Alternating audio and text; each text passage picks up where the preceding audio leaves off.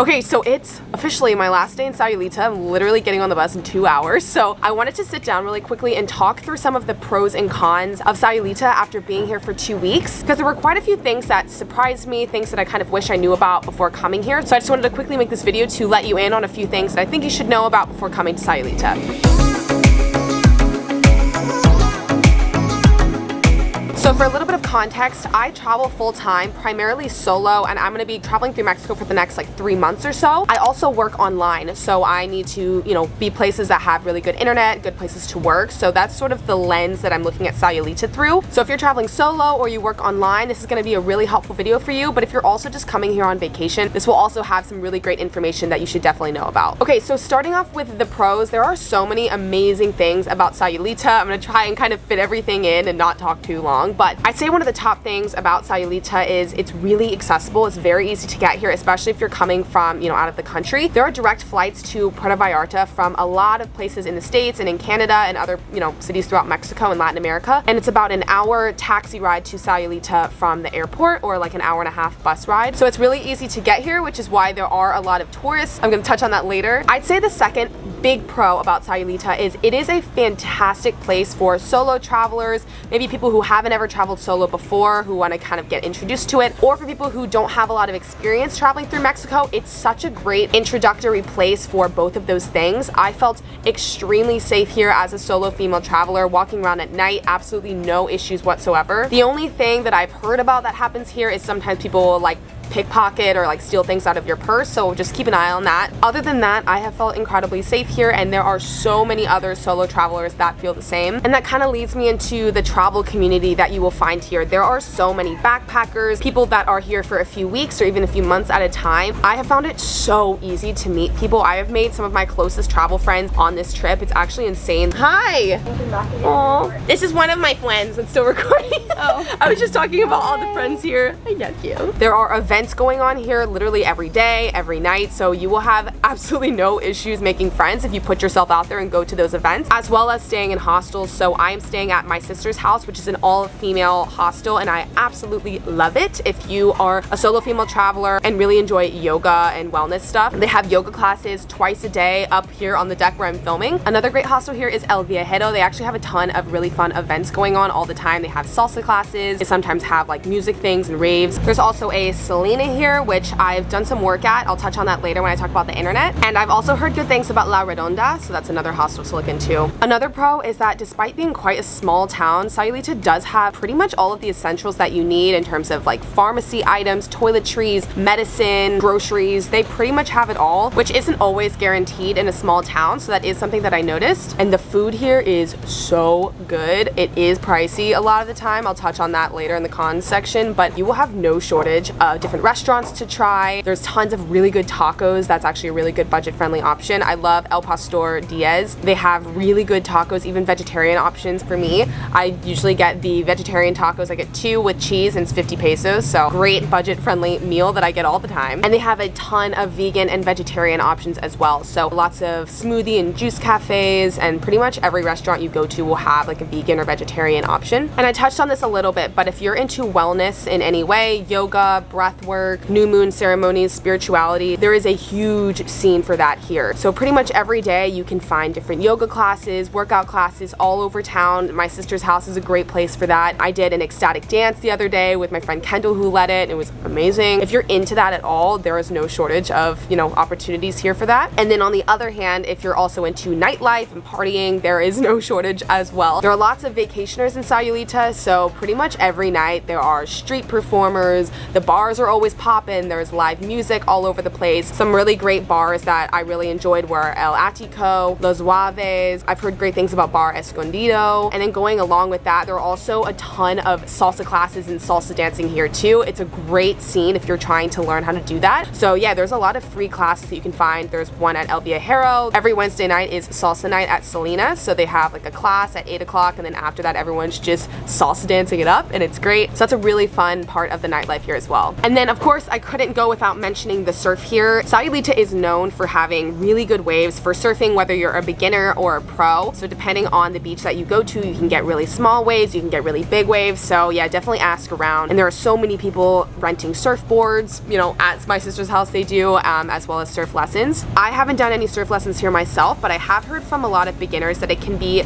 a little bit overwhelming and crowded, you know, if you're a beginner, because there's just so many other people that want to learn. So you're kind of surfing with a huge crowd. But yeah, that's just something to keep in mind. Go as early as possible in the day to avoid those crowds, but I did want to mention that. And then lastly, it's really easy to escape the touristy scene here if you really want to. This is going to be in the cons, but it is very touristy here. So if you are getting overwhelmed with the noise and the crowds, then you should totally go check out San Pancho. It's a 15-minute taxi ride away, and it's basically like a smaller, more chill version of Sayulita. I went there in my last vlog, so if you want to kind of see what we got up to, you can go check that out. But I really liked San Pancho, and it's a great place to just escape if you're feeling a bit overwhelmed. There's also Playa Carecitos. That's the best place to watch the sunset here. It's pretty much the only beach nearby that you can actually see the sun dip into the water. It's so beautiful and very magical, and it's like a little bit of a hike to get there. It's about 25 to 30 minutes. And then you have the North Beach that literally is just a walk down the beach. So you have the main touristy side of the beach that has a lot of, you know, vendors walking around selling you stuff. It's very crowded, but if you just walk like 10-15 minutes down towards the north end, you will pretty much have guaranteed a spot to yourself, and it's super nice. And then going even further, if you want even more secluded of a beach, keep walking. You'll see a big rock formation.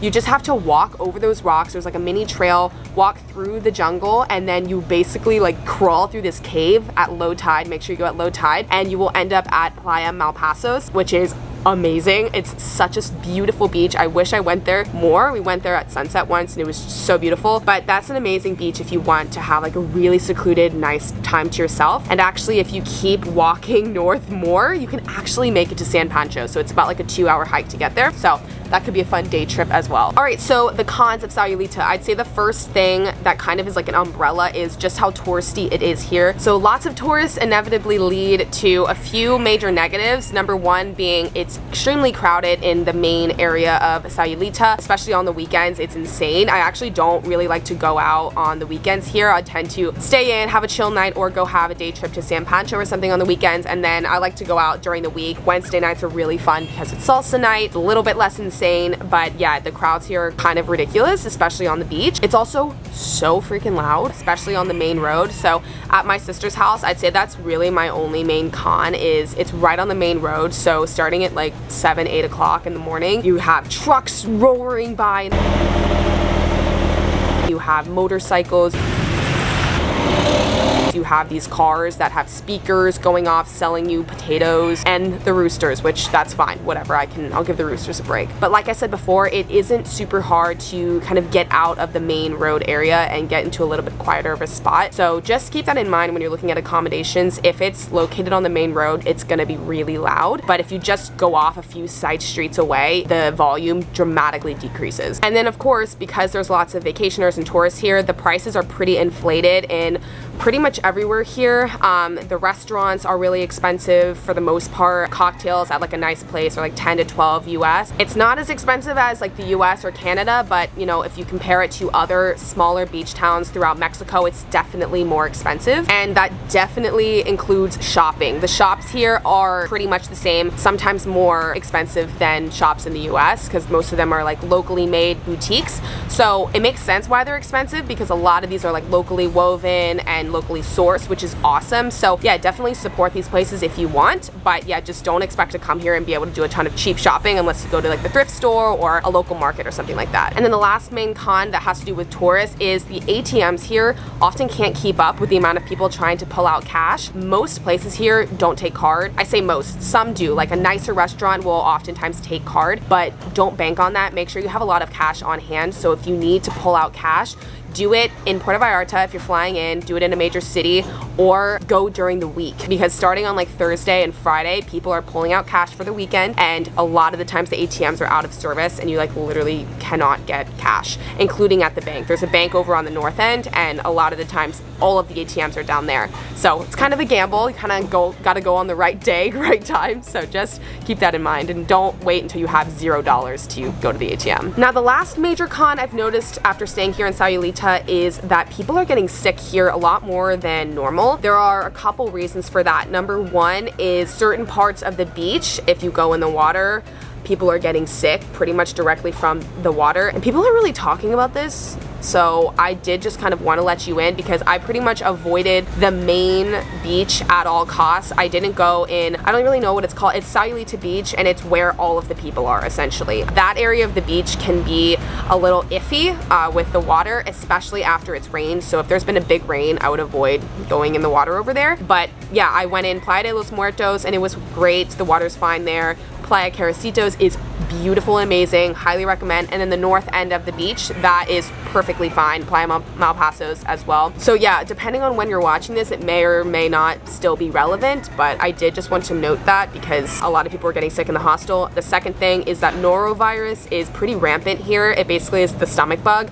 So it either makes you puke all day or go out the other end. It's pretty contagious, so yeah, it kind of went around the hostel at one point. I think I got it like a little bit, it wasn't that bad. There was a lot of people who kind of were bedridden for a few days here, but it usually passes after a day or two. So yeah, just wash your hands a lot, be careful with, you know, washing your veggies, make sure you're doing it with purified water, just take the necessary precautions, but yeah, just kind of be aware that that's a thing. Now, the last main thing I wanted to touch on has to do with internet, and this isn't really like a pro or con, but I know I'm gonna get questions about this. So I obviously work online full time as a content creator and a freelancer, so I need good internet pretty much everywhere I go. So that's a big reason why I chose my sister's house. They have incredible internet. It's like 300 megabytes download, 200 upload. So I've been uploading my YouTube videos in like 3 minutes. It's been awesome. Viajero, I'm pretty sure, has a co-work space. The same with the Selena. The Selena also has a co-working space and a restaurant that you can go to and work. I've worked there a few times and it's great. It's a little bit less noisy than here, I've noticed. But yeah, the internet there is also great. I believe it's about 90 megabytes download. And then also I highly recommend Tapachina's co-work patio. I've been there several times and it's awesome. You pay $7.99 US to use the co-working space all day. It has extremely fast Wi-Fi and it's definitely the quietest place to work here. It's way off the main road and it's kind of in the back. So you walk in and there is like a restaurant, sort of an outdoor like bar restaurant. You can work there actually. You can use the free Wi-Fi and I think it's about 18 megabytes. So you can work there, or if you want a place to really sit down, camp out, use the outlets all day long, then go to the co-work space and it's definitely worth it. I've had absolutely no problem getting internet, getting all of my work done. I'd say literally the only con is the noise. So okay, so editing Crosby from the future. Regarding the internet situation in Sayulita, it has the reputation of being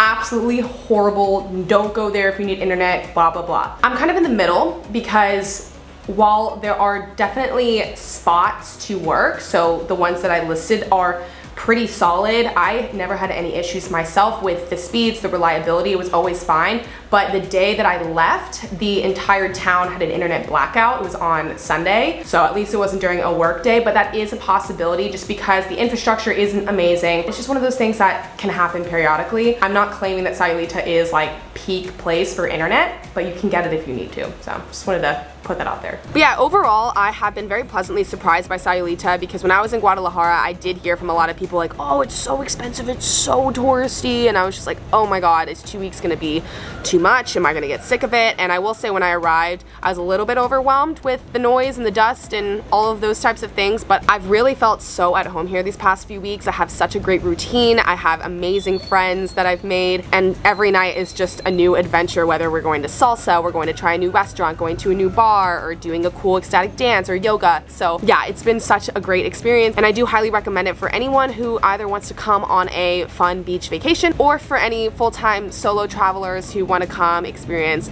a place with great wellness, great community, and great nightlife. So make sure to like this video if you found it helpful. It really supports me, and also let me know if you'd be interested in seeing a breakdown of everything that I spent in the last 2 weeks here. I've been tracking everything for myself, but also to kind of share the cost of living with you, you know, around Mexico. So if you want me to do a breakdown video of that, like this video and comment down below that you'd be interested. And I'm actually heading to Puerto Escondido today, which I actually went there last year for 2 weeks and completely fell in love with it. So I'm going back for about 5 weeks now. So I'm really going to make myself at home in Puerto Escondido and kind of share what it's like there. So make sure to subscribe if you're interested in seeing all of that. Oh my god, there's an iguana. Oh my god, I have to show you. Hello. He's so big. I actually haven't seen one yet, but they're everywhere. Hi, dude. Hi. Oh my god. Anyways, thank you so much for watching this video, and I will see you guys in the next one. Bye.